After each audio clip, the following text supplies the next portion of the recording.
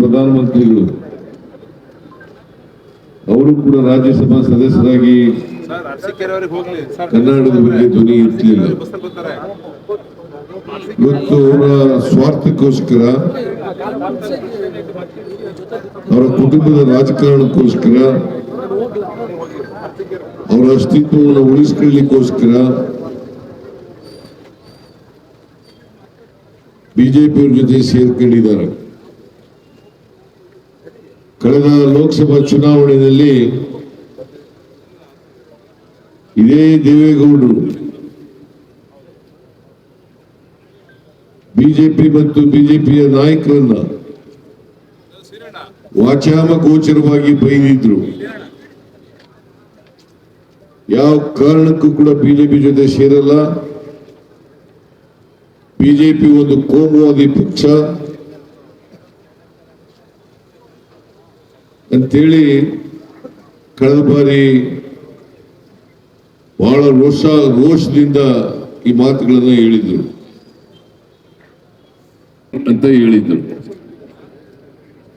ಯಾಕೆ ಹೇಳಿದ್ರು ಅಂತಂದ್ರೆ, ಬಿಜೆಪಿ ಒಂದು ಕೋಮುವಾದಿ ಪಕ್ಷ,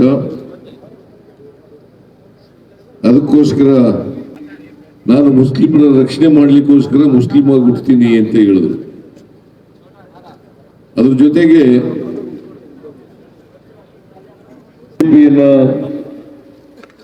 ವಿರೋಧ ಮಾಡಿದಂತ ದೇವೇಗೌಡರು ಈಗ ತಮ್ಮ ಸ್ವಾರ್ಥಕ್ಕೋಸ್ಕರ ಬಿಜೆಪಿ ಜೊತೆ ಅಲಯನ್ಸ್ ಮಾಡ್ಕೊಂಡಿದ್ದಾರೆ. ಘೋರ ಅನ್ಯಾಯ ಆಗಿದೆ. ತೆರಿಗೆ ಹಂಚಿಕೆನಲ್ಲಿ ಅನ್ಯಾಯ,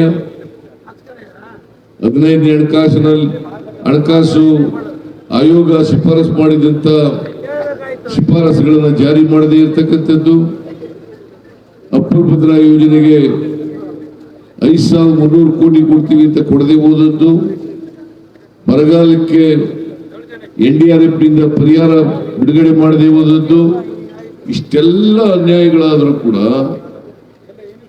ಪ್ರಜ್ವಲ್ ರೇವಣ್ಣ ಒಂದು ದಿನ ಬಾಯಿ ಬಿಡಲಿಲ್ಲ.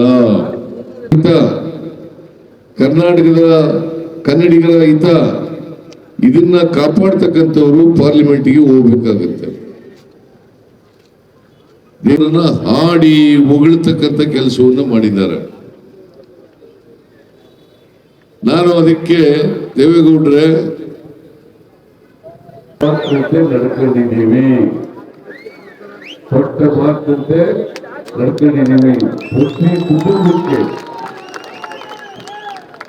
ಪ್ರತಿ ಕುಟುಂಬಕ್ಕೆ 5,000 ರಿಂದ 6,000 ರೂಪಾಯಿ ಸಿಗ್ತಾ ಇದೆ. 5,000 ರಿಂದ 6,000 ರೂಪಾಯಿ ಸಿಗ್ತಾ ಇದೆ. 5 ಗ್ಯಾರಂಟಿಗಳಿಗೆ ಮಲ್ಲಿಕಾರ್ಜುನ ಖರ್ಗೆಯವರು, ರಾಹುಲ್ ಗಾಂಧಿ ಅವರು ಸೈನ್ ಹಾಕಿ ಮನೆಗೆ ಹಂಚತಕ್ಕಂಥ ಕೆಲಸವನ್ನು ಮಾಡಿದ್ದಾರೆ. ಈಗ ಕಾಂಗ್ರೆಸ್ ಬಗ್ಗೆ ನಿಮ್ಗೆಲ್ಲ ವಿಶ್ವಾಸ ಬಂದಿದೆಯಲ್ವಾ? ವಿಶ್ವಾಸ, ನಂಬಿಕೆ ಬಂದಿದೆಯಲ್ಲ?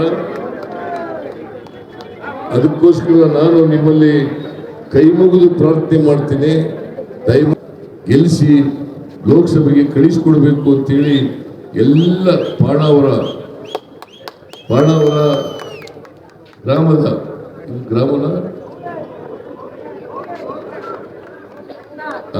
ಬಾಣಾವರ ಹೋಬಳಿ, ಬಾಣಾವರದ ಜನರು, ಪಟ್ಟಣ ಪಂಚಾಯತಿ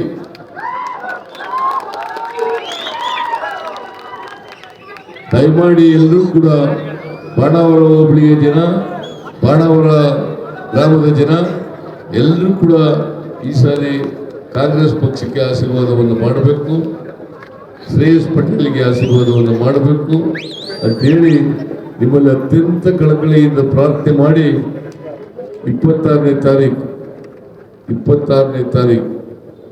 ನಮ್ಮ ಗುರುತು ಹಸ್ತದ ಗುರುತಿಗೆ ತಾವೆಲ್ಲ ಮತ ಹಾಕೋದ್ರ ಮೂಲಕ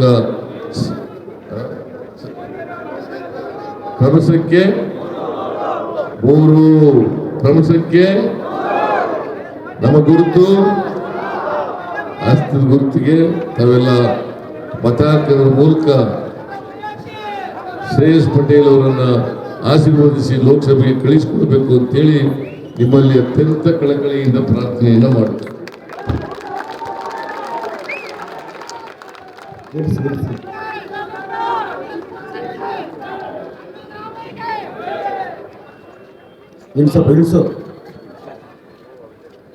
ಈ ಕಾರ್ಯಕ್ರಮಕ್ಕೆ ಸಹಕರಿಸಿದ ನಿಮ್ಮೆಲ್ಲರಿಗೂ ಧನ್ಯವಾದಗಳು. ಅರ್ಸಿಕರಿಗೆ ಅರ್ಜೆಂಟ್ ಆಗಿದೆ.